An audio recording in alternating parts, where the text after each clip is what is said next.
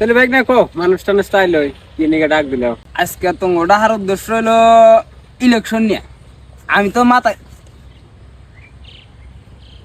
পারতাছি না, তো বাইরে তো দূরে ইলেকশনে খাড়া করাই দিবে।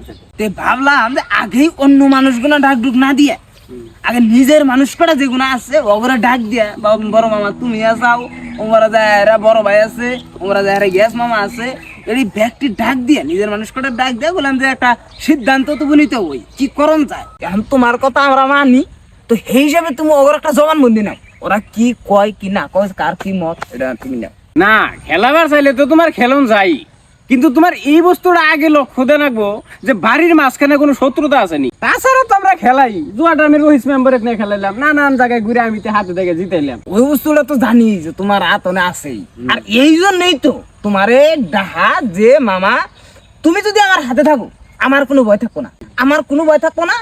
আমি এক চান্সে জিতে যাম গা, আমি জেতা মানে তুমি জেতা। এই তুমি জিতবা। শোনো ভাই আমার কথা শোনো, তুমি ইলেকশন খেলাবার চাইতে চাও, তোমার মোট কথা পয়সা ছিড়ান লাগবো, পয়সা ছিড়ান ছাড়া তুমি ইলেকশন খেলা হবা না। তা তো আছে, আমি ভোট খেলাবার খেলতে পয়সা দিতে লাগবোই। তোমরা কি কও, আমি কি খারাপ হমু না হমু না? হবো মিটিং সিটিং এর যা খরচ হয়, বিড়ি পান সাদার যা খরচ হয়, আমরা ভাই ব্যক্তি মিলে দিয়ে দিতে বসে। তো ওরা তো শিকারই করলো, আমি খরচ পাতি যা আগে দিব।